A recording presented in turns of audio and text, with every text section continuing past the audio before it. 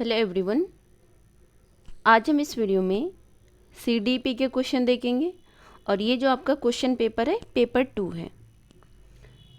और ये जो आपका क्वेश्चन पेपर है 2021 के जनवरी में हुआ था। तो शुरू करते हैं। उससे पहले आप वीडियो को लाइक कर दें, शेयर कर दें। अगर आप इस चैनल पर नए हैं तो चैनल को सब्सक्राइब ज़रूर कर लें। आप पेपर सेकेंड दो या पेपर फर्स्ट दो, पेडागोजी सेम होते हैं, सिलेबस सेम है, तो आप इस बात का ध्यान रखें। ये नहीं है कि हाँ पेपर 2 है तो पेपर फर्स्ट वाले इसको प्रैक्टिस नहीं कर सकते, या पेपर जो सेकंड दे रहे हैं वो पेपर फर्स्ट वाले की पेडागोजी प्रैक्टिस नहीं करते, ऐसा नहीं है। आप कोई भी पेपर फर्स्ट दे रहे हो या पेपर सेकंड दे रहे हो, आपको सारे क्वेश्चन प्रैक्टिस करने हैं। तो चलिए शुरू करते हैं। आज हम इस वीडियो में सीडीपी के क्वेश्चन देखेंगे। क्वेश्चन नंबर फर्स्ट देखते हैं। कह रहा है निम्नलिखित प्रश्नों में संख्या 1 से 30 तक के उत्तर देने के लिए सही सबसे उपयुक्त विकल्प चुनिए। पेडागोजी में कभी कभी सारे ऑप्शन सही होती है, लेकिन जो सबसे उपयुक्त होता है वो हमें चुनना होता है।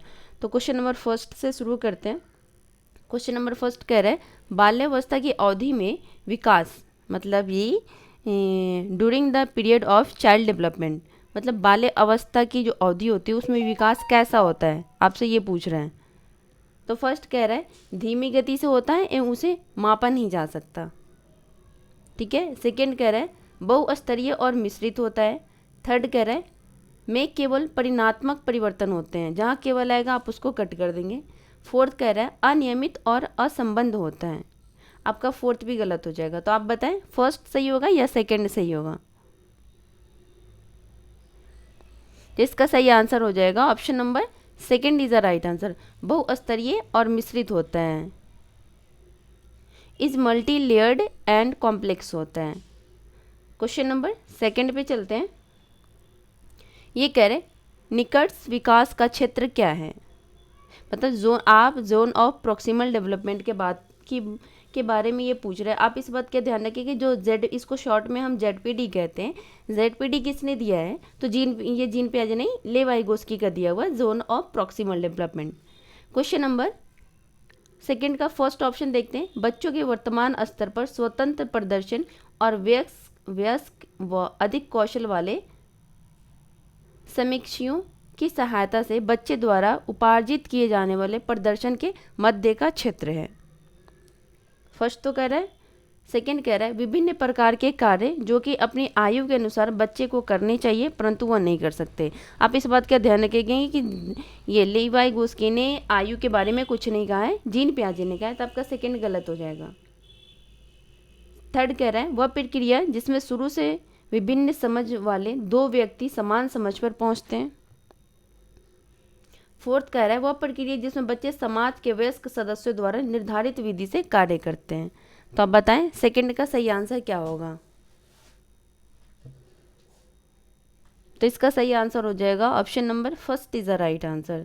बच्चों के वर्तमान स्तर पर, मान लो ये एक सर्कल है, ठीक है, बच्चे ये जानते हैं, ठीक है, पर अगर आपको यहाँ पहुँचना है तो आपको टीचर्स की या किसी जो आपसे ज़्यादा जानता हो, ज़रूरी नहीं कि टीचर्स की, जो आपसे ज़्यादा जानता हो वो आपको यहाँ तक पहुँचने में हेल्प करेंगे। उससे हम इस एरिया को हम ZPD कहते हैं, मतलब जोन ऑफ प्रॉक्सिमल डेवलपमेंट। तो आपका option number first is a right answer. Question number third देखते हैं। जीन पियाजे के अनुसार बच्चे अमूर्त संक्रियात्मक अवस्था में, मतलब कि जब बच्चे फॉर्मल ऑपरेशनल स्टेज, SPC है, फॉर्मल ऑपरेशनल स्टेज सबसे लास्ट वाला होता है। तो फर्स्ट कह रहा है परिकल्पित निगमनात्मक तर्क और प्रतिज्ञापित चिंतन करने में समर्थ होते हैं, बात तो सही है। केंद्रीकरण और अनुत्क्रमणीय सोच से आबद्ध हैं।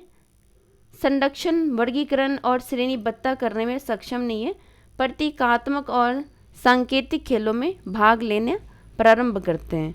तो आप बताएं क्या आपको फॉर्मल ऑपरेशन जो सबसे लास्ट स्टेज होता है, क्या उसमें बच्चे प्रतीकात्मक और सांकेतिक खेलों में भाग लेना प्रारंभ करते हैं? नहीं, ये तो इससे पहले हो जाता है। तो आपका फोर्थ तो गलत हो जाएगा। थर्ड कह रहा है संरक्षण, वर्गीकरण और श्रेणीबद्ध करने में सक्षम नहीं होते हैं। बिल्कुल होते हैं, ये फॉर्मल ऑपरेशनल स्टेज में, लास्ट स्टेज में तो बच्चा क्यों नहीं करेगा, इसलिए आपका थर्ड गलत हो जाएगा। केंद्रीकरण और अनुत्क्रमणीय सोच से आबद्ध होते हैं, ये इरिवर्सिबिलिटी ऑफ थॉट्स, ये भी आपका गलत हो जाएगा, ये फर्स्ट स्टेज में होता है। तो आपका सही आंसर हो जाएगा option number first is the right answer. परिकल्पित निगमनात्मक तर्क और प्रतिज्ञापित चिंतन करने में समर्थ होते हैं। क्वेश्चन नंबर 4 देखते हैं। लॉरेंस कोहलबर्ग के नैतिक विकास के सिद्धांत के अनुसार व्यक्ति किस अवस्था में है जब वह विश्वास करता है कि वर्तमान सामाजिक प्रणाली को सक्रियता पूर्वक बनाए रखने से धनात्मक मानवीय संबंध और सामाजिक वर्ग सुरक्षित रहते हैं। फर्स्ट कह रहे हैं दंड और आज्ञा पालन अभिविन्यास, सामाजिक क्रम व्यवस्था अभिविन्यास, यंत्रीय उद्देश्य अभिविन्यास, सार्वभौमिक नैतिक सिद्धांत अभिविन्यास। तो आप बताएं फोर्थ का सही आंसर क्या होगा। तो इसका सही आंसर हो जाएगा option number second is the right answer, the social order maintaining orientation. Question number मतलब सामाजिक क्रम व्यवस्था अभिविन्यास। क्वेश्चन नंबर 5 देखते हैं। कह रहे हावर्ड गार्डनर के बहुबुद्धि सिद्धांत के अनुसार निम्नलिखित में से कौन सा जोड़ा बुद्धि के प्रकार और अंत स्थिति अनुपालन संभावना के अनुसार सही है। बुद्धि के प्रकार दे रखे, इधर अंत स्थिति अनुपालन संभावना दे रखे हैं। तो फर्स्ट कह रहा है अस्थानिक, अंतर्व्यक्तिक, भाषिक, शारीरिक, गतिक, संवेदनाता। तो बताएं इसका सही आंसर क्या होगा फिफ्थ का।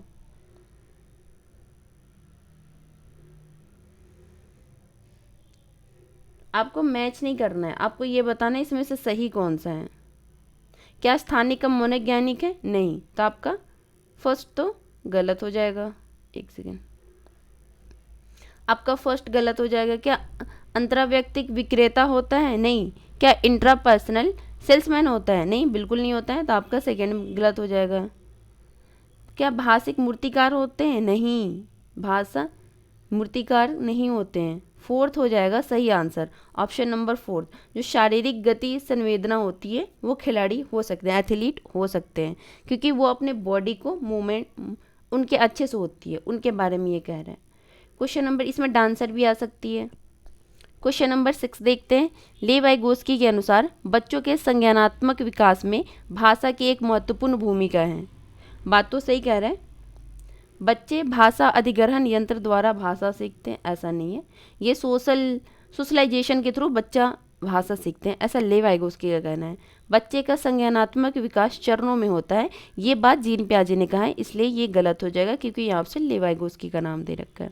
फोर्थ कह रहा है स्कीमा के परिपक्वन से बच्चों में संज्ञानात्मक विकास अग्रसर होता है, तो ये बात जीन पियाजे ने कहा है, इसलिए आपका ये गलत हो जाएगा। आपका सही आंसर हो जाएगा ऑप्शन नंबर, बताएं कौन सा सही होगा। ऑप्शन नंबर आपका सही हो जाएगा first is the right answer. बच्चे के संज्ञानात्मक विकास में भाषा की एक महत्वपूर्ण भूमिका होती है। क्वेश्चन नंबर 7 देखते हैं। एक प्रगतिशील कक्षा में शिक्षण अधिगम प्रक्रिया के दौरान अधिगमकर्ताओं का मूल्यांकन बच्चों के अधिगम में सहायक नहीं है। बच्चों के अधिगम प्रक्रिया में रुकावट उत्पन्न करता है। अभिभावकों को प्रतिपुष्टि देने के प्रयोजन से बेहद सफल, कम सफल व असफल विद्यार्थियों की पहचान में सहायक होता है। बेहद महत्वपूर्ण है क्योंकि यह बच्चों की समझ की जानकारी देता है और अध्यापिका को अपने शिक्षा शास्त्र पर विचारने में सहायक होता है। तो बताएं 7 का सही आंसर क्या होगा। प्रोग्रेसिव क्लासरूम असेसमेंट पूछ रहे हैं। In a progressive classroom assessment of learners during the process of teaching learning. तो आपका सही आंसर हो जाएगा option number 4 is the right answer, is very important since it gives. आपका सही आंसर हो जाएगा option number 4 is the right answer. बेहद महत्वपूर्ण है क्योंकि यह बच्चों की समझ की जानकारी देता है और अध्यापिका को अपने शिक्षा शास्त्र पर विचारने में सहायक होता है। Children understanding and help the teacher reflect of her pedagogy. Question number 8 देखते हैं। कक्षा में सभी, एक सेकेंड, कक्षा में सभी लिंगों में जेंडर रूढ़िवादिता कम करने और विकास के विस्तार की संभावना को बढ़ाने के लिए प्रभावशाली पद्धति कौन सी है? फर्स्ट कह रहा है लोगों के जैविक अंतरों की उपेक्षा करना और उन्हें अस्वीकार करना। आप ये तो बिल्कुल गलत हो जाएगा। समाज में चित्रित लिंग भूमिकाओं को प्रबल करना, ऐसा नहीं है। एक ही लिंग की योग्यता समूह बनाना, ये गलत है। क्रियाकलाप के लिए मिश्रित लिंग समूह बनाना और विचार विमर्श को प्रोत्साहित करना। Option number 4 is the right answer. Question number 9 देखते हैं। अध्यापकों को कक्षा में बहुभाषीयता को डैश समझना चाहिए। एक गुण और साधन, एक रुकावट, एक समस्या, एक व्यवस्थागत मुद्दा। तो आपका सही आंसर हो जाएगा option number 1 is the right answer, एक गुण और साधन। क्वेश्चन नंबर 10 देखते हैं। बाल केंद्रित कक्षा वह है जिसमें अध्यापक केवल पाठ्य पुस्तक को ज्ञान के स्रोत के लिए उपयोग करता है। अध्यापक बच्चों को उनकी क्षमता के आधार पर वर्गीकृत करता है। बच्चों के व्यवहार को निर्देशित करने के लिए अध्यापक पुरस्कार और दंड का प्रयोग करता है। अध्यापक लचीला है और प्रत्येक बच्चे की व्यक्तिगत आवश्यकताओं को पूरा करता है। तो बताएं 10 का सही आंसर क्या होगा? बाल केंद्रित कक्षा वह है, उसके बारे में पूछ रहे हैं।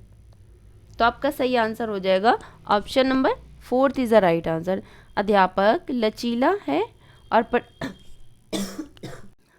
हाँ, ये कह रहा है अध्यापक लचीला है और प्रत्येक बच्चे की व्यक्तिगत आवश्यकताओं को पूरा करता है। Option number 4 is the right answer. Question number 11 देखते हैं। किस मनोवैज्ञानिक के अनुसार बच्चों के संज्ञानात्मक विकास में सांस्कृतिक उपकरण एक महत्वपूर्ण भूमिका निभाते हैं? लीवाई गोस्की, जीन पियाजे, अल्बर्ट बुंड्रा, बीएफ स्किनर। तो आपका सही आंसर हो जाएगा option number 1 is the right answer. ये आपसे क्या कह रहा है? सांस्कृतिक उपकरण, जहां अगर सामाजिक आ जाएगा, लैंग्वेज आ जाएगा और सांस्कृतिक आ जाएगा, आप आंख बंद करके लीवाई गोस्की लगा देना। तो सही आंसर हो जाएगा ऑप्शन नंबर 1। क्वेश्चन नंबर 12 देखते। आंशिक दृष्टि वाले विद्यार्थी के लिए निम्नलिखित में से कौन सी अधिगम सामग्री उपयुक्त नहीं है? आंशिक दृष्टि की बात कर रहे हैं। फर्स्ट कह रहा है बड़े आकार में मुद्रित पुस्तकें, त्रिविमीय नक्शे और चार्ट, बोलती पुस्तकें, स्पर्शीय सूचना पट, छोटी मुद्रा वाली कार्यशीट। तो सही आंसर हो जाएगा option number 4 is the right answer. जो सामग्री उपयुक्त नहीं है वो छोटी मुद्रा वाली कार्यशीट। क्वेश्चन नंबर 13 देखते हैं। समावेशी शिक्षा के पीछे अंतर्हित विचार है। बच्चों को उनकी योग्यता के आधार पर पृथक करना नहीं है। व्यावसायिक प्रशिक्षण का प्रबंध करना, बिल्कुल गलत है। उनके योग्यता के आधार पर उन्हें पृथक नहीं करना है। तो 13 का फर्स्ट तो आपका गलत हो जाएगा। सेकेंड कह रहे बच्चों की क्षमताओं के आधार पर उनकी सीमाओं की पहचान करने के लिए उन्हें नामांकित करना, क्षमताओं के आधार पर भी नहीं करना है। थर्ड कह रहे अलग अलग अक्षमताओं वाले बच्चों के लिए विशिष्ट शैक्षिक संस्थानों का प्रावधान करना। फोर्थ कह रहे दार्शनिकता की सभी बच्चों को नियमित विद्यालय में समान शिक्षा पाने के अधिकार। तो सही आंसर हो जाएगा option number 4 is the right answer. Question number 14 देखते हैं। प्रतिभाशाली और सृजनात्मक बच्चों की आवश्यकताओं को किस प्रकार संबोधित किया जा सकता है? चुनौतीपूर्ण कार्य और निरस्ता दूर करने के लिए क्रियाकलाप देकर, वे प्रश्न देकर जिनमें अभिमुखी चिंतन की आवश्यकता है, प्रश्न हल करने के लिए विशिष्ट निर्देश उपलब्ध कराकर, रटने पर आधारित परीक्षा देकर। आपका फोर्थ गलत हो जाएगा। बाकी फर्स्ट, सेकेंड, थर्ड में सही आंसर क्या होगा आप बताएं। तो आपका सही आंसर हो जाएगा option number 1 is the right answer. चुनौतीपूर्ण कार्य और निरस्ता दूर करने के लिए क्रियाकलाप देकर। नेक्स्ट क्वेश्चन देखते हैं। क्वेश्चन नंबर 15 कह रहे हैं पठन वैकल्य बच्चों की पहचान किस प्रकार की जा सकती है? उनके सामाजिक और सांस्कृतिक संदर्भ को जानकर, पूर्ण शारीरिक स्वास्थ्य परीक्षण द्वारा, पठन वैकल्य की बात कर रहे हैं आप, इस बात का डिसलेक्सिया। थर्ड कह रहे हैं उनके पढ़ने और लिखने की कौशलता के विश्लेषण में उनकी जटिल व उच्च स्तरीय समस्याओं को हल करने की क्षमता का आकलन करके। तो सही आंसर हो जाएगा option number third is the right answer. उनके जहाँ पठन वैकल्य की, डिसलेक्सिया की बात हो रही है, यहाँ भी दे रखा है पठन वैफल्य की बात कर रहा है, तो उनके पढ़ने और लिखने की कौशलता के विश्लेषण से। क्वेश्चन नंबर 16 देखते हैं। प्रतिकूल परिस्थितियों और चिंतन पृष्ठभूमि वाले अधिगमकर्ताओं को संबोधित करने के लिए निम्नलिखित में से कौन सी पद्धति प्रभावशाली नहीं है? जो नहीं है वो आपसे पूछ रहे हैं। फर्स्ट कह रहा है अधिगमकर्ताओं से बातचीत करके उनकी आवश्यकताओं और उनके सम्मुख आई चुनौतियों को समझना। बात तो सही है। सेकंड कह रहा है अधिगमकर्ताओं को विद्यालय के बाहर ट्यूशन पढ़ने के लिए कहना। यहाँ ट्यूशन की बात नहीं हो रही है, तो आप सेकंड गलत हो जाएगा। थर्ड कह रहा है विद्यार्थियों को संतुलित चुनौतीपूर्ण लक्ष्यों के लिए अभिप्रेरित करना और उपयुक्त शिक्षण सहायता उपलब्ध कराना। फोर्थ कह रहा है कार्यकलापों के लिए सहयोगी समूह बनाना और विद्यार्थियों को एक दूसरे का समर्थन करने के लिए प्रोत्साहित करना। तो सही आंसर हो जाएगा आपका सेकंड भी, फोर्थ भी सही है और थर्ड भी सही है और फर्स्ट भी सही है। जो प्रभावशाली नहीं है वो है option number second is a right answer. जो नहीं है वही पूछ रहा है और सेकंड आपका नहीं है। क्वेश्चन नंबर 17 देखते हैं।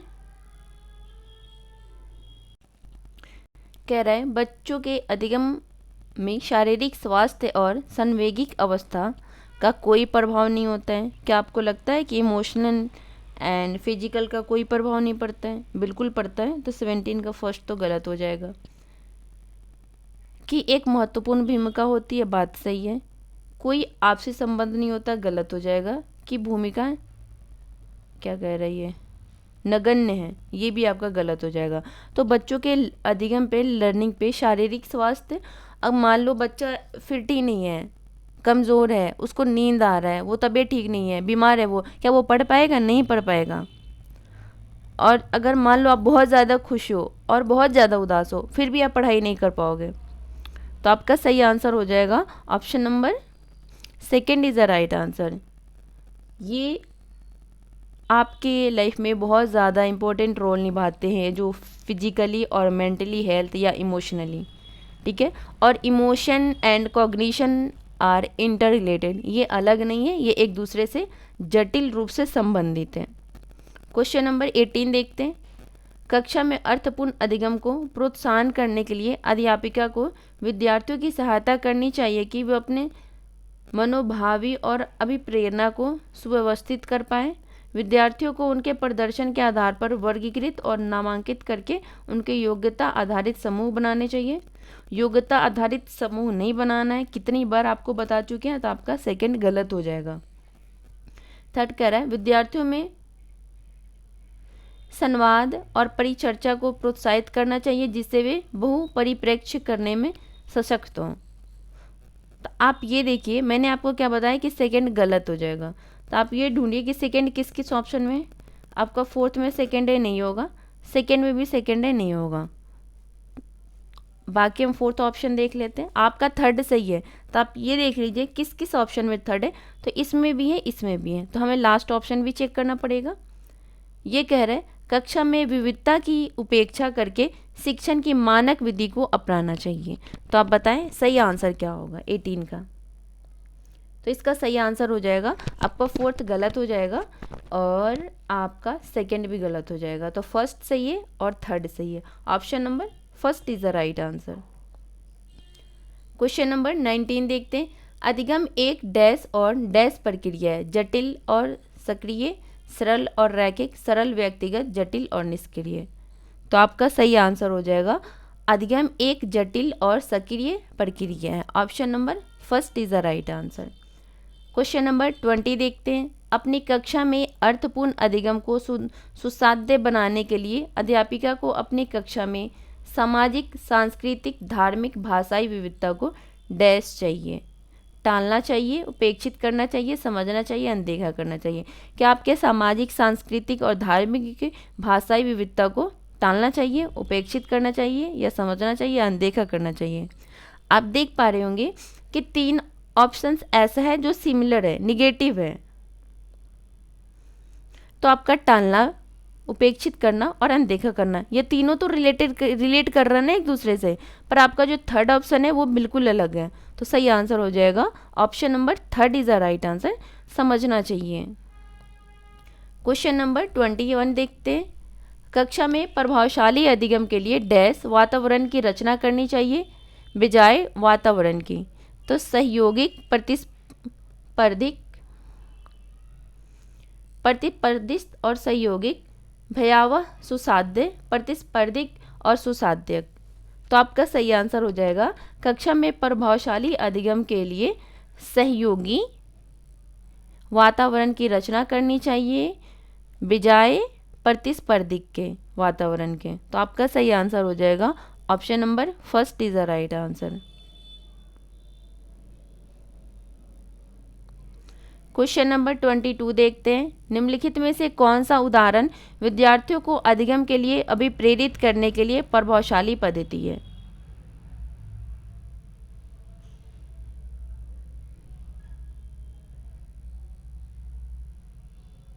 फर्स्ट कह रहा है पार उपलब्ध कराना, विशेषकर जब विद्यार्थी कई नया कौशल सीख रहे हों। सीखने से ज़्यादा कार्य पूर्ण करने पर बल देना,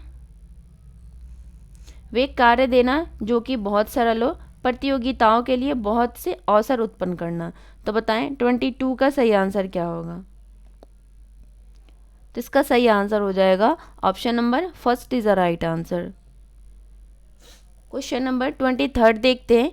बच्चों के चिंतन के विषय में निम्नलिखित में से कौन सा कथन सही नहीं है? जो सही नहीं है वो आपसे पूछ रहे हैं। फर्स्ट कह रहे हैं बच्चे अपने आसपास की विविध घटनाओं के बारे में स्वयं अपने सिद्धांतों की रचना करते हैं। बात तो सही है, लेकिन आपसे वो पूछ रहा है जो सही नहीं है। बच्चे प्रत्ययों को समय नहीं सोच सकते और अध्यापक की मूल भूमिका उन्हें जानकारी उपलब्ध कराना है। थर्ड कह रहा है बच्चे अपने आसपास की विविध घटनाओं के बारे में सक्रियता पूर्वक सोचते हैं और उनमें अन्वेषण छानबीन की लालसा होती है। फोर्थ कह रहा है बच्चे अपने आसपास की वस्तुओं को जानने के लिए जन्मजात जिज्ञासु होते हैं। तो आपका सही आंसर हो जाएगा option number second is the right answer. जो सही नहीं है वही आपसे पूछ रहा है, तो ऑप्शन सेकंड सही नहीं है।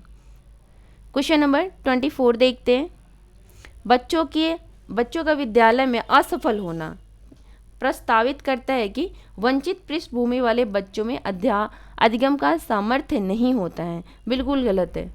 24 का फर्स्ट आपका गलत हो जाएगा। क्वेश्चन नंबर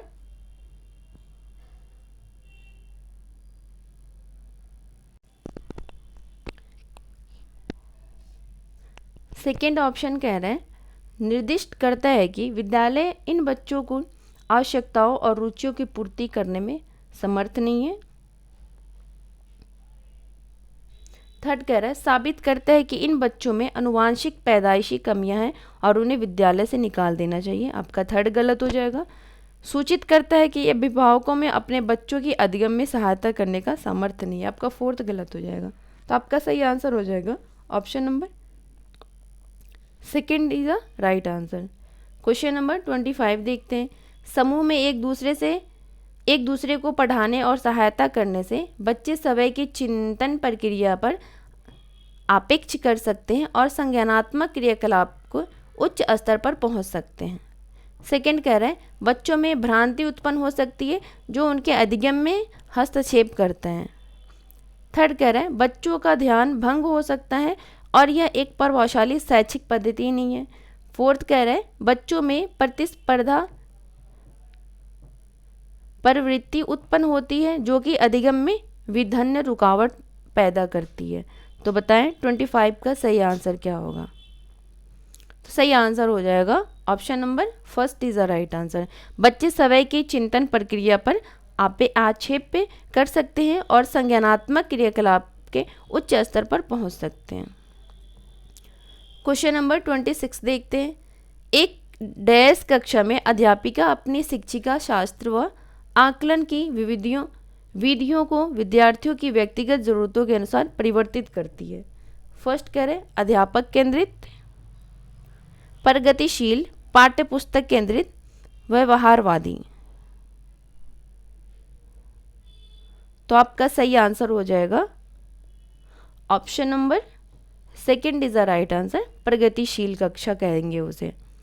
क्वेश्चन नंबर 27 देखते हैं। विकास के विषय में निम्नलिखित में से कौन सा कथन सही है? जो सही है वो आपसे पूछ रहा है। फर्स्ट कह रहा है बच्चों के विकास में बहुत सी सांस्कृतिक विविधताएं होती है। बात तो सही है।